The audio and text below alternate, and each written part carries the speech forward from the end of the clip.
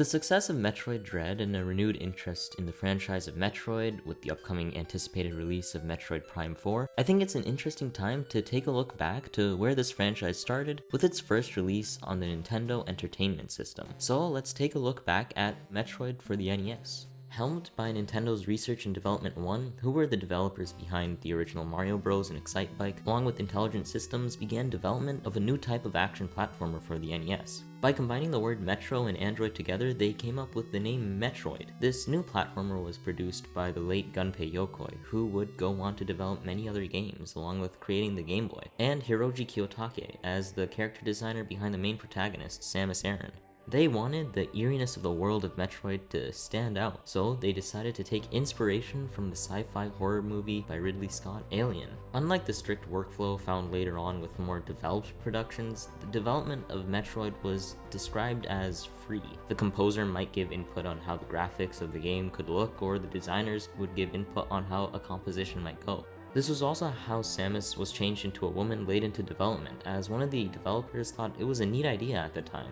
Once everyone agreed, they decided to go for it and change Samus into a woman, although they still referred to Samus as he in the English versions of the game. While the change was seemingly small, this had a huge effect at the time, as Samus became one of, if not the only main character to be a woman, with many protagonists at the time being male trying to save a damsel in distress, like Mario saving Peach or Link saving Zelda. During the 80s, where games like Super Mario Bros. Reigned supreme, linear games were king. Games that made players go from one side of the screen to the other weren't inherently bad, they were a bit more simpler, but the developers wanted to make a more complex game, and Metroid scratched that itch. Metroid was built as a cohesive and connected world, where each level was connected to the other. Since each level was connected, we were able to traverse the entire world without finishing a specific level. Instead, we would need to find items to allow us to progress forward. This could either mean going up, down, left, or right, along with backtracking to places that we had already been to open up new areas of the world. This can be seen immediately when pressing the start button. We start between two floating platforms. Now, most games at the time would make us assume that we go from left to right, so we start moving to the left, killing aliens and other monsters. But then we hit a wall with a small gap. Pressing every button, we can't get past the hole. We're stuck. So we start retracing our steps, and we see that we can move to the other side of the level. Finally, we are met with a new power-up that lets us roll up into a ball, and using this newfound power allows us to continue exploring this world. With a single blocked path, the game introduced to us the most important mechanic in the game. In order for us to make our way through the world, we needed to explore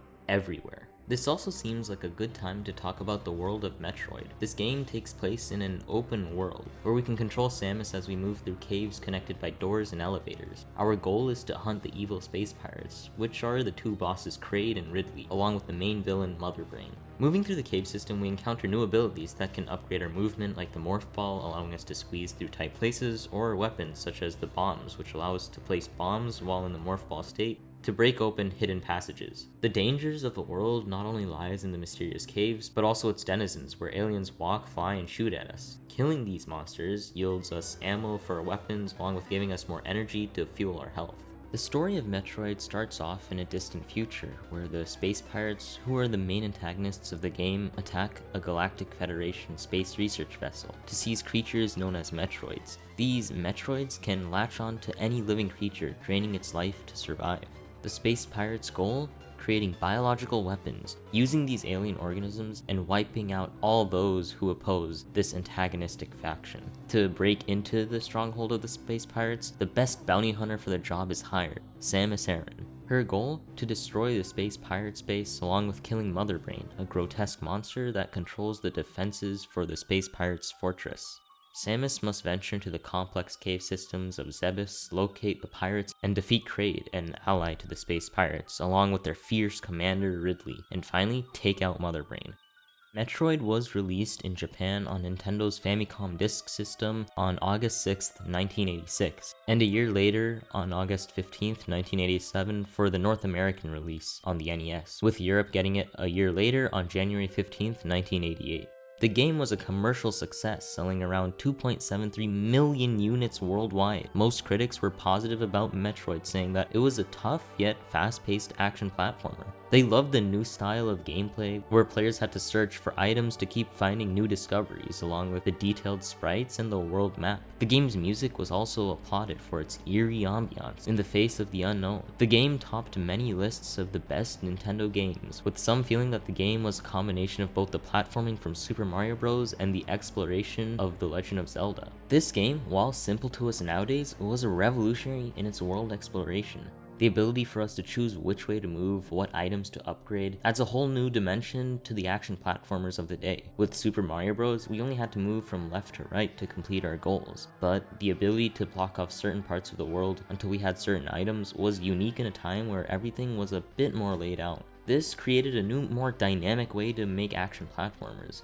Soon, games would take influence from Metroid along with a new NES game called Castlevania to create a new type of non-linear game called Metroidvania. Along with creating this new genre, Metroid also spun off into its own series like that of Mario and Zelda. Although these games are a little bit less known, they are nonetheless fantastic, and some consider them to be the best games of all time, such as Super Metroid released for the SNES. Released on the successor to the NES, Super Metroid is considered to be a more polished version of what Metroid is supposed to be, and it's still seen as the best Metroid game to be made. Metroid shows us what happens when throwing ideas at a dartboard can work, allowing everyone to give their input on what should be in a game.